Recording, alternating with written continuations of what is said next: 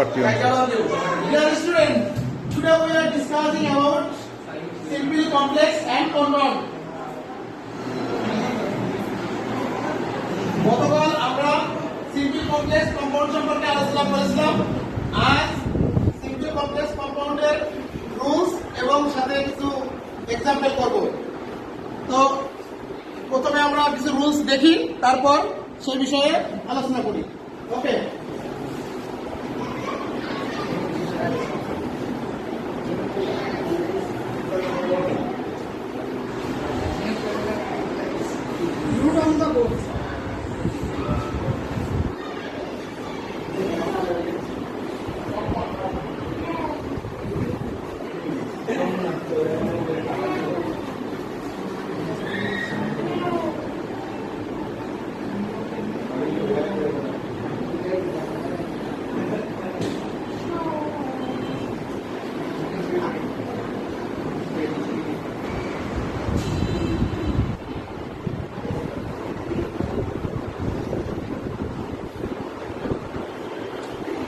প্রথম rules if plus abbreviative. If plus abbreviative complex sentence যদি if plus abbreviative হয় তাহলে আমরা সিম্পল করার সময় বাই প্লাস ভার্বের সাথে আইএনজি দেব।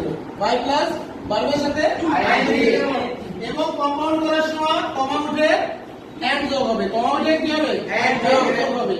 ঠিক আছে?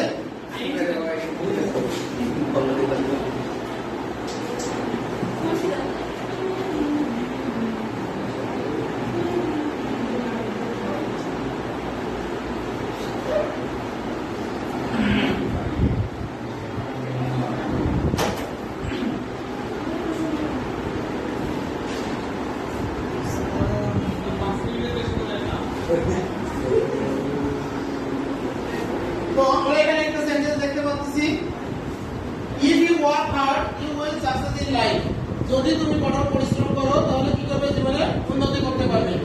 যদি তুমি কঠোর পরিশ্রম করো তাহলে তুমি কি করতে পারবে? জীবনে উন্নতি করতে পারবে। এখন আমরা ইফ যুক্ত ইফ প্লাস অ্যাবারভেটিভ, এখানে কি কোনো নামবাচক শব্দ আছে? এখানে কোনো নামবাচক শব্দ আছে? নামবাচক শব্দ নেই। তার মানে এটা কি ইফ প্লাস অ্যাবারভেটিভ। তাহলে আমরা এই নিয়ম অনুসারে করতে পারি। এটা কমপ্লেক্স সেন্টেন্স ইফ প্লাস অ্যাবারভেটিভ, তাহলে কম্পাউন্ড সিম্পল করতে গেলে আমরা কি করব? বাই প্লাস ভার্বের সাথে আইএনজি, ভার্বের সাথে কি করব? আইএনজি করব। তুমি বলো তাহলে সেন্টেন্সটা কারেকশন করো, সিম্পল করো। কি বলা যাবে? You working hard. You working হবে by Working hard. working hard You will succeed in life. you will Succeed in life.